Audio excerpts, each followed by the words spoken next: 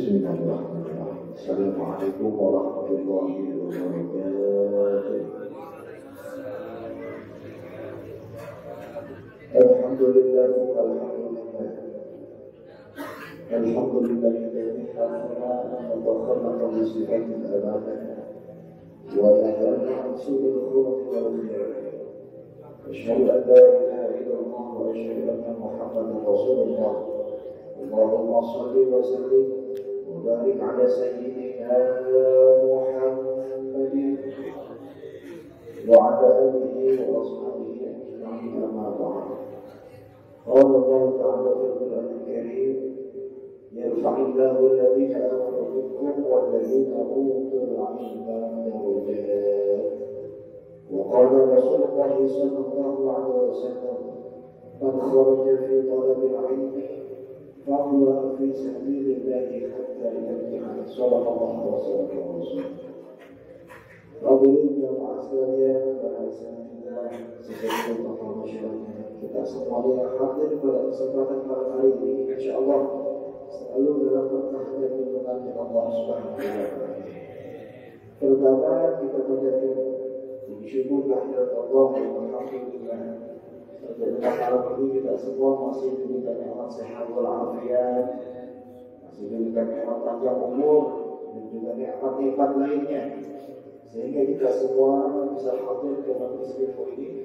Semoga dengan hadirnya kita ke majlis ini menandakan bahwa kita termasuk orang-orang yang bersyukur. Salat berikan salam kita sanjungkan kehadiran junjungan baginda Nabi besar Muhammad sallallahu alaihi wasallam. Semoga dan dia kita semua tergolong orang-orang yang berhak mendapatkan syafaat dari beliau. Amin amin ya rabbal alamin. Hadirin jemaah sekalian, mari kita lanjutkan masuk kita pada malam hari ini. Bismillahirrahmanirrahim. Qala al-mu'allif rahimahullah ta'ala: wa qad warada annahu tu'radu 'ala al-insani fi daril akhirati sa'atu ayyamihi wa layalihi fi hiyadil khazanah. Para sahabat yang kita telah membahas bahwasanya kita ini merupakan sasaran empuk bagi setiap penyakit. Bagi usia 30, 40, insyaallah kita akan ada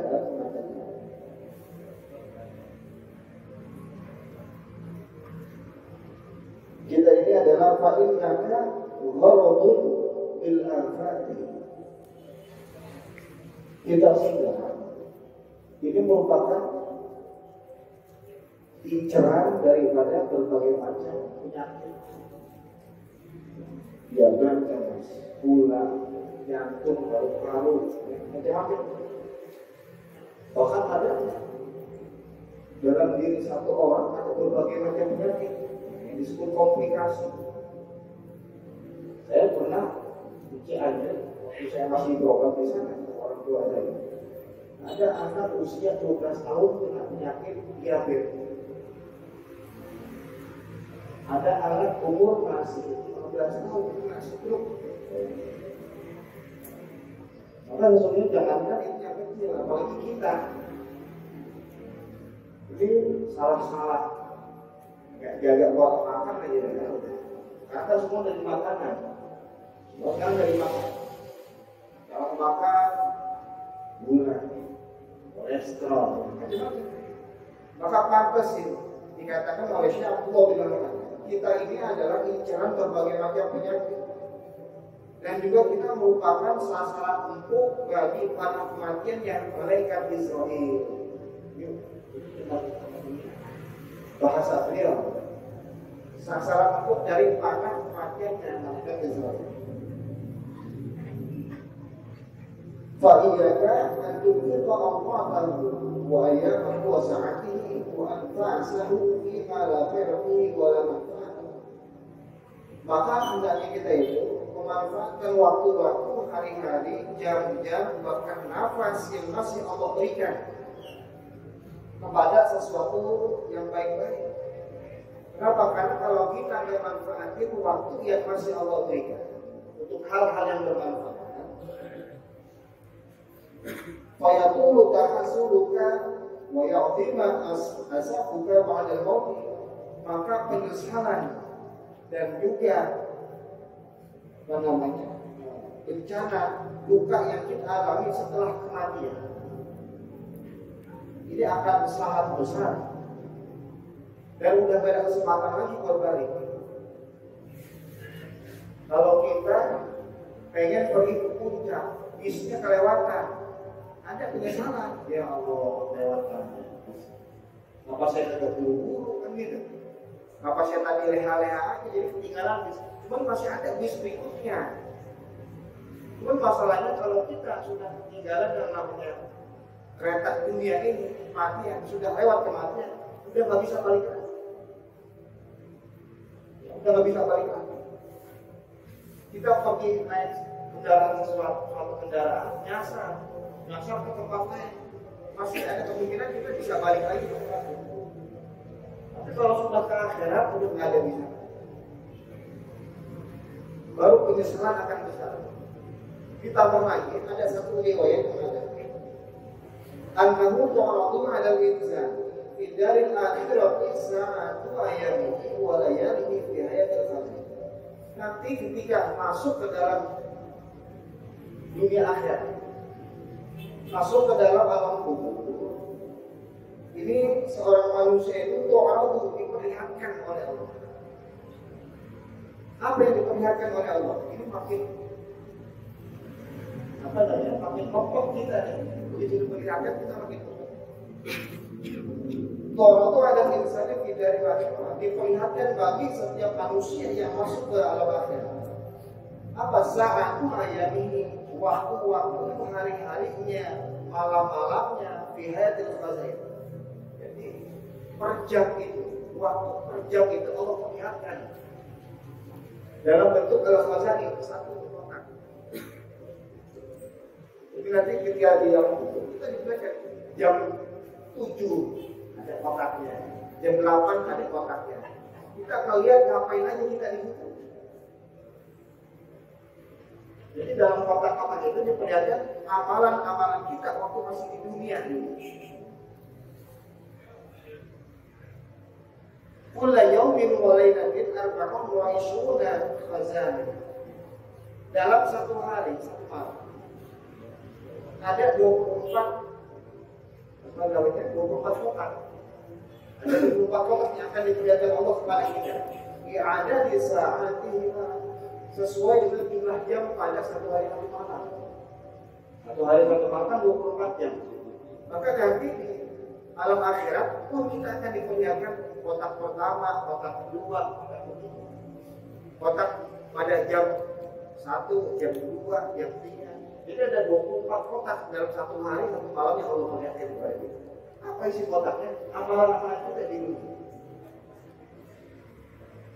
Fayarasa'ata allati amila fiha bi ta'atillahi izadatan mamlu'atan nuran. Maka melihat orang-orang, fayarasa'ata, maka melihat jam yang amila fiha bi ta'atillah, orang-orang yang mengerjakan perbuatan taat, orang-orang yang mengerjakan perbuatan ketaatan dalam satu hari. Khizalatan mamlu'atan nuran. Kotak itu penuh dengan cahaya. Misalnya kita ini sekarang jam berapa? Setengah 7. Dari jam 6 tadi sampai jam 7 nanti kotak kita lihat tuh. Kalau kita isi dengan amal soleh, supaya kita melihat kotak jam 7 nanti kita penuh dengan cahaya, kelihatan itu kita lagi sholat maghrib jamaah, kita lagi ngaji, maka kotaknya bersinar dengan cahaya yang luar biasa. Wallati amila fiha bi ma'siyatillahi mamlu'atan dzulmatan. Maka orang-orang yang berbuat maksiat kepada Allah, kotak yang ia lihat itu mamlu'atan dzulmatan, penuh dengan gelap, enggak kelihatan apa. Begitu ditampilkan jam 6 sampai jam 7 1 jam, muncul tuh kotaknya. Nggak kelihatan apa? Muka kita gak kelihatan, cahaya apalagi, melorot begitu. Kenapa? Karena diisi dengan maksiat. Maka saya pernah sampaikan kalau nggak salah, waktu kita yang memulihkan ini kayak batu es. Kayak batu es. Batu es dipakai, nggak dipakai, ya ditahi binafsihi, akan habis dengan sendirinya. Batu es kita geletakkan di depan rumah kita dari jam 7 pagi sampai jam 4 sore nggak dia pakai, di teras aja habis. Besok kita beli lagi batu es, kita ambil parut, kita serut, kita kasih alpukat, susu, sirup, apa segala macam, kita jual semangkuknya 5.000. Habis nggak kira-kira? Habis. Hari pertama es batunya habis, nggak ada manfaatnya. Hari kedua es batunya habis, ada manfaat. Sama-sama habis, tapi kualitas habisnya berbeda. Dari mulai maghrib tadi sampai dengan isya, sama-sama habis waktu kita. Yang pergi pulang ke rumah ngobrol aja, rokok, nonton TV, habis bakal ketemu isya. Kita di masjid bakal ketemu isya juga, sama-sama habis, tapi kualitas habisnya berbeda. Maka nanti diumumkan di dalam buku, ketika kita meninggal dunia, diperlihatkan tuh amalan kita dari jam 6 sampai jam 7 penuh dengan cahaya. Apa? Pahala sholat kita, pahala ngaji kita kelihatan gitu. Ya. Bahkan dari sebelum kita dijemput nyawanya oleh Allah. Jadi dikatakan, kalau kita balaghatil hulqum wa antum hina idzin tanzurun. Ketika nyawa kita sudah nyampe di kerongkongan, itu diperlihatkan kepada kita bakal tempat tinggal kita nanti. Udah ada kisi-kisinya kalau kata anak sekolah. Maka orang-orang yang rajin berbuat amal soleh, manfaatin waktunya, ketika mau meninggal, kadang ada yang tersenyum pun ya. Kenapa? Saking indah dia melihat surganya Allah SWT. Dalam kitab Al-Qur'an dikatakan, malaikat Jibril itu punya sayap. Sayapnya buat besar. Di sayap kanan ada tulisan Al-Jannah dan bisa memperlihatkan gambaran surga. Sayap kiri An-Nar. Ketika orang yang mau meninggal dunia, Jibril itu ada di hadapan orang yang meninggal ramai. Buka, kalau dia orang yang soleh dibuka sayap kanannya. Maka orang yang soleh tidak mau meninggal, dia sambil senyum, keluarganya manggil kagak dengar. Kenapa? Dia lagi ngeliatin indahnya surga. Orang itu surga. Anaknya panggil, Pak, nggak nengok, kenapa? Takjub dengan pemandangan surga. Begitu juga orang ahli maksiat. Begitu dia dibuka sama malaikat Jibril, sayap sebelah kiri, ada gambaran neraka tempat tinggalnya. Melotot, ketakutan, bahkan ada yang sampai menjerit ketika sakaratul maut. Sampai menjerit, kenapa? Takut ya. Gambaran neraka. Dipanggil sama anaknya, nggak bakalan nengok. Kenapa? Saking takjubnya. Kayak model kita, kalau lagi takut, dipanggil kita nggak tahu. Kita lagi naik satu kendaraan, puncak, ada rumah takut benar. Kita ngeliat dari jendela, rumah cakep, dikelilingi oleh sungai, bening airnya, kelihatan ikan-ikannya, ada pohon-pohon cakep. Kita ngeliat ini enak banget itu ya kalau di sini. Kita ngomongin, istri manggil, bang. Saking enaknya kalian pemandangan nggak sadar. Itu baru pemandangan dunia, kita nggak sadar. Atau kita lagi ngeliat handphone aja deh. Kan sering kita lagi khusyuk banget handphone. Baru sebentar. Teman kita manggil-manggil kita nggak denger. Itu baru ngeliat handphone yang ada di dunia. Bagaimana kita ngeliat indahnya surga yang Allah siapkan buat kita? Anak, ponakan, orang tua manggil dirinya ketika dia melihat surga nggak bakalan mau. Pun ketika kita lagi jalan-jalan di satu titik tol, atau ada kecelakaan di pinggir tol, kebakaran, mobilnya kebakar, orang yang pada ampar-ampar, kita ngeliat itu saking khusyuknya. Teman manggil kita nggak nengok, kenapa? Karena rasa takut ya Allah, kalau saya itu banyak. Apalagi seseorang yang sudah mau meninggal melihat gambaran neraka. Bukan sampai hujan. Maka orang-orang yang soleh ketika nanti dalam bukunya Allah perlihatkan, oh di kotaknya jam sekian, kita gunain buat ibadah, cahaya. Kita gunain buat maksiat, nggak ada cahaya, gelap gulita di kotak. Maka lanjutannya, wallati lam ya'mal fiha bi ta'atin wala ta'siyatin yajiduha fariqatan la syai'a fiha. Dan orang-orang yang dia tidak melakukan ketaatan ataupun maksiat, yajiduha fariqatan, maka dia temukan kotaknya itu kosong. Cahaya kagak ada, gelap kagak ada, kosong melompong kotaknya.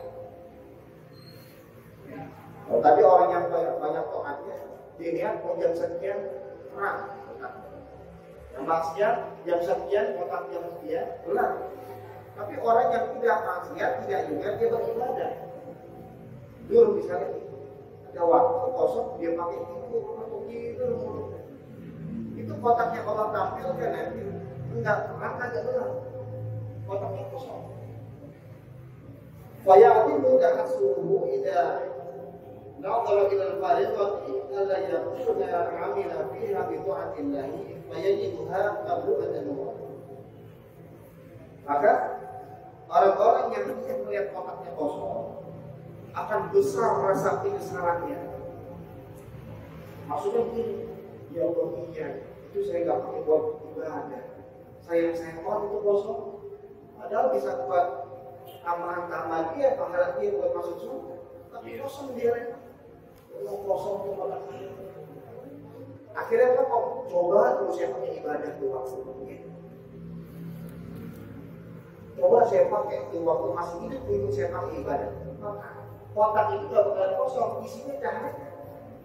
Nyesel tuh dia tuh. Cuma saya, cuma kita bisa nyesel doang, nggak bisa ngulang lagi. Maka waktu-waktu yang masih Allah berikan, kita manfaatin, jangan sampai ada waktu kosong, apalagi pakai maksiat.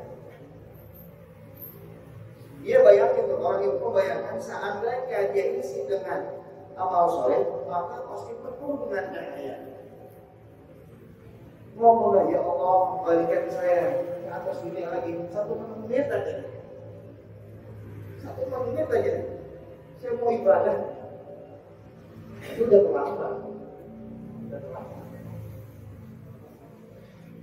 Wa amal lati yajibu mamlu'atan dhulmatan kalau tudi alaihi ayyamuta inda mabri ilaiha min al-asab wal masarah. Dapat berarti la mauta fil akhir.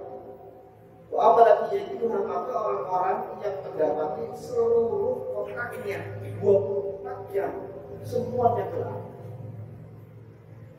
Jadi orang yang ada orang-orang yang ini jam sekian cahaya, jam sekian kosong, jam sekian gelap. Dan orang-orang yang dalam 24 jam dia melihat 24 kotak isinya semuanya gelap. Berarti dia 1 hari sholatnya ada, ibadah yang lain kan, maksiat tuh. Maka orang tersebut ini seandainya dia bisa terkaget lantas mati, maka orang tersebut pasti mati tuh gara-gara kaget melihat mati semuanya itu, pasti mati. Tapi saya kira, ghairu annahu la mauta fil akhirah, tidak ada kematian lagi di akhirat, karena itu sudah mati. Ini gambaran luar biasa ketika seseorang yang dia ahli maksiat begitu melihat kotaknya selama 24 jam, isinya gelap. Kalau seandainya orang tersebut bisa kaget terus mati, pasti mati tuh orang gara-gara dia nggak percaya kotaknya hitam semua. Tapi sayangnya udah nggak bisa. Karena hal ini jamaah sekali. Ini sering saya sampaikan. Dulu Rasulullah kan melarang kita buat ziarah kubur. Kita dilarang dulu. Kenapa umat Islam mau kita di mana berapa? Begitu sudah orang-orang Islam sudah mengerti, sudah kuat. Allah masuk silakan ziarah kubur. Cuma ketika kita ziarah kubur, yang dianjurkan oleh Nabi Muhammad SAW itu bukan hanya kita ngirim pahala buat yang meninggal, tapi ambil pelajaran. Ini jangan-jangan ketika kita ziarah kubur, kita hanya membaca Yasin, baca Amin, buat sih orang yang ada di dalam kubur itu, sama istri kita, anak kita, atau orang tua kita. Cuma sekedar itu, kita jadi paham. Tapi kita nggak ambil pelajaran. Nah, kita baca Yasin sudah selesai. Keluar dari orang dari kubur dari Allah.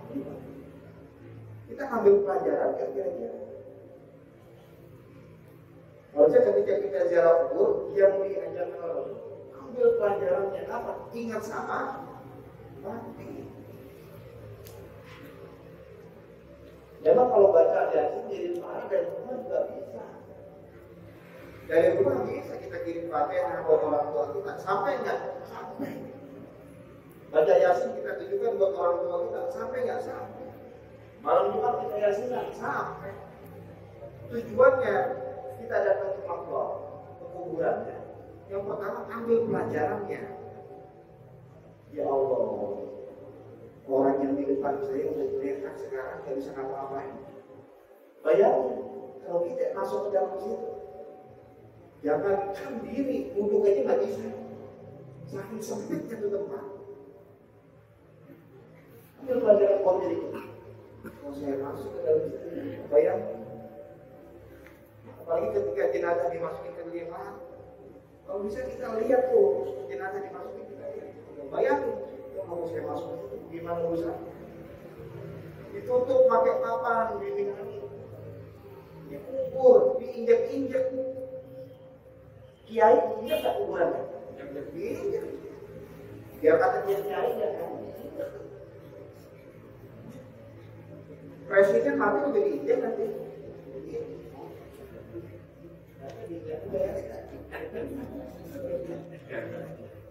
Mau pangkatnya tinggi kayak apapun, begitu mati diinjak. Sama siapa yang injak? Tukang gali kubur. Kalau udah mati udah tidak harga.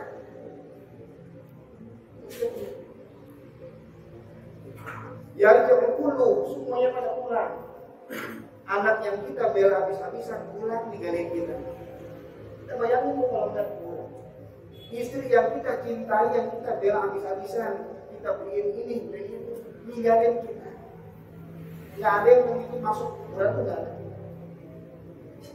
Harta yang kita cari habis-habisan pergi di mobil saya bagus banget nih, udah mati kita nggak bakal ngikut ke mobil.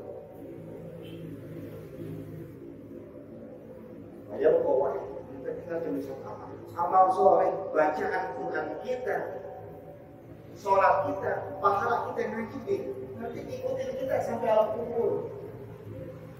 Contoh nanti ketika kita sadar dari tidur kita, kan sekarang hidupnya kita ini adalah tidur.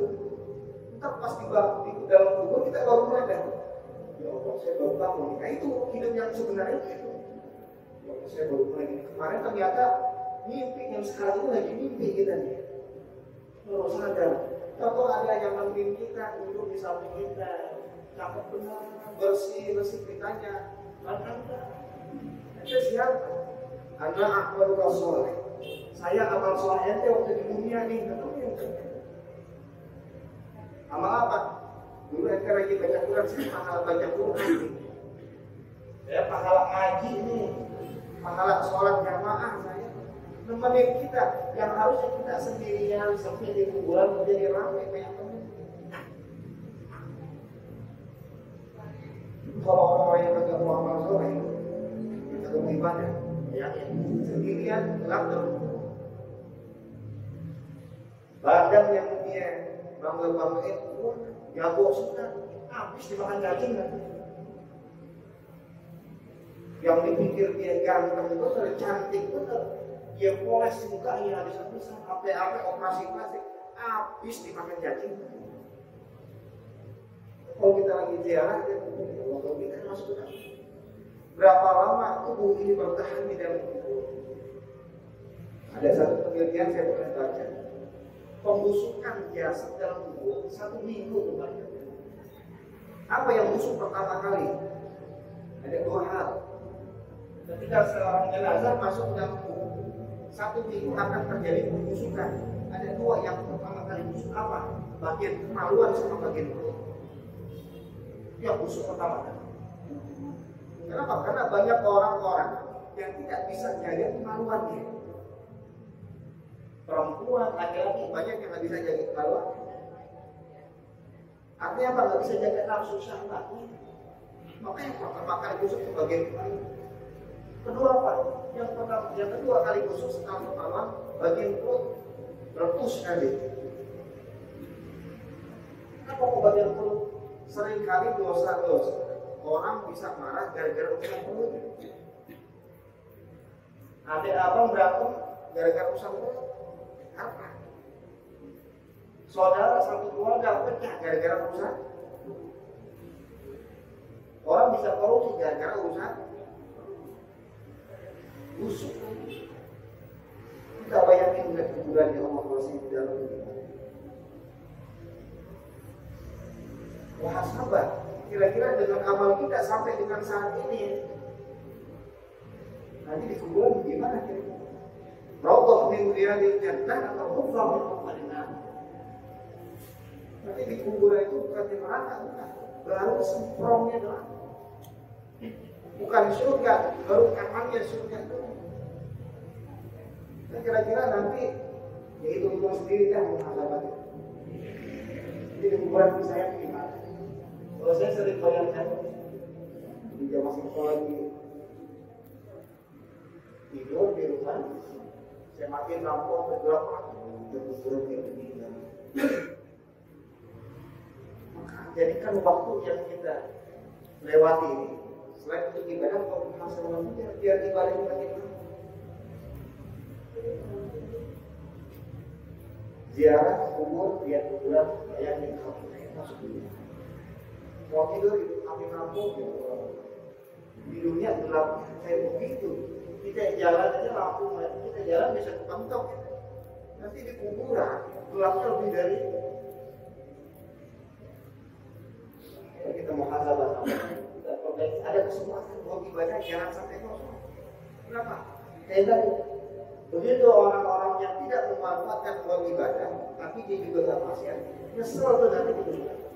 Ya Allah, waktu saya kosong itu, saya tidur doang itu. Dari jam 10 malam sampai jam 4 pagi, 4 subuh, ada waktu kosong tuh, berapa jam tuh, kosong semua tuh. Saya nggak dapat pahala, nggak dapat dosa, pakai tidur, kosong semua. Itu nggak saya pakai buat tahajud, saya pakai buat ibadah, cahaya semua isi, kesel. Apalagi yang malam itu diisi waktu yang kosong ternyata diisi buat maksiat kalau tidak.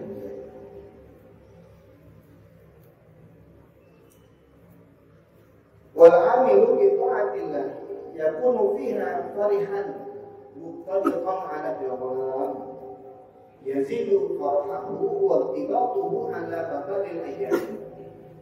Maka orang-orang yang berbuat amal soleh, orang-orang yang rajin berbuat ketaatan kepada Allah, yakunu fiha farihan muqtadiqan. Itu begitu melihat amal-amalnya, kotak-kotaknya cerah, terang, kotak ini tenang, kotak ini tenang, maka dia akan gembira, bersukaria, ada dawam terus menerus. Nah itu tiap hari itu dia, satu hari ada 24 kotak yang dia akan lihat. Maka besoknya dia lihat kurang lagi kotaknya, besoknya dia lihat 24 kotaknya kurang lagi. Maka dia yazidu farahu wa tibatuhu ala mamadil ayyam. Kesenangan keceriaan itu akan bertambah seiring berjalannya hari sampai dengan nanti hari kiamat. Girang jadi sampai hari kiamat makin senang, tiap hari makin senang. Maka kita manfaatkan, jangan sampai ada kotak yang kosong. Gimana caranya? Jangan sampai ada kotak-kotak nanti yang kita lihat nggak ada cahaya, kosong. Bagaimana cara kita? Dari jamaah tadi. Amal kita kan ada dua. Ada amalan yang punya tujuan akhirat. Ada amalan yang punya tujuan dunia. Ketika kita kerjakan punya nilai akhirat, ketika kita kerjakan punya nilai dunia. Kita minum air. Ketika kita minum nilainya hanya dunia. Ini untuk mendapatkan kebaikan dunia saja. Tapi bisa menjadi punya manfaat akhirat ketika kita minumnya baca bismillah, baca doa. Kalau kita nggak baca doa ya hanya dapat manfaat dunia saja. Kita sholat, ketika kita sholat, manfaatnya adalah manfaat akhirat, nilainya nilai akhirat. Maka orang yang beruntung adalah ketika dia mengerjakan perbuatan akhirat, dia mendapatkan kemudian akhirat, mendapatkan manfaat akhirat.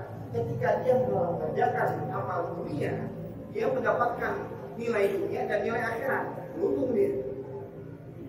Yang rugi ketika dia mengerjakan perbuatan dunia karena tidak dibarengi dengan doa dan bismillah, dia hanya mendapatkan nilai dunia. Begitupun ketika dia mengerjakan amalan akhirat karena ada sifat riya, sombong dan segala macamnya, hanya mendapatkan yang tadinya harusnya dapat nilai akhirat, tapi malah dapat nilai dunia, akhiratnya kemudian. Saya seorang biar dikata soleh, sholat tidak waktu datang ke masjid bagus nggak bagus, tapi datangnya ke masjid supaya dibilang dia orang yang rajin, orang yang soleh. Mungkin nilai dunia dapat apa? Ujian dari masyarakat, ujian dari sahabatnya, ujian dari orang terdekatnya. Kita rajin, kita luar biasa, masya Allah rajin banget. Ujian dia dapat. Kan itu nilai dunia, tapi nilai akhiratnya ya ada. Ya, itu orang yang udah capek-capek dia ibadah, ternyata ibadah yang dia kerjakan hanya mendapatkan nilai dunia. Waktu kosong kita tidur, ketika kita tidur nggak baca doa, nggak main cross aja kita tidur. Nanti yang kita lihat kotak-kotak itu kosong itu nanti. Kenapa ibadah kagak, maksiat itu kagak, kosong nanti. Tapi ketika kita mau tidur, kita baca doa dulu. Bangun tidur kita baca doa, maka tidur yang kita nanti kotaknya itu bukan kosong, penuh dengan cahaya. Kenapa? Karena ketika kita tidur, nilainya mendapatkan nilai akhir. Wal amilu bi maksiatillahi tarikun maghrumun la yazalu yazdadu tarahuhu wa waqtuhu ila ghairi nihayah. Maka orang-orang yang berbuat maksiat, orang-orang yang tidak taat kepada Allah, mereka akan merasa bersedih, merasa sedih dan juga merasa gusar. La yazalu yazdadu tarahuhu wa waqtuhu ila ghairi nihayah.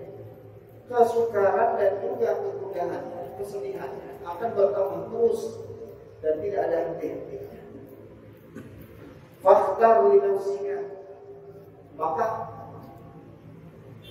mu'alif kita ini menegaskan kita faktar li nafsika.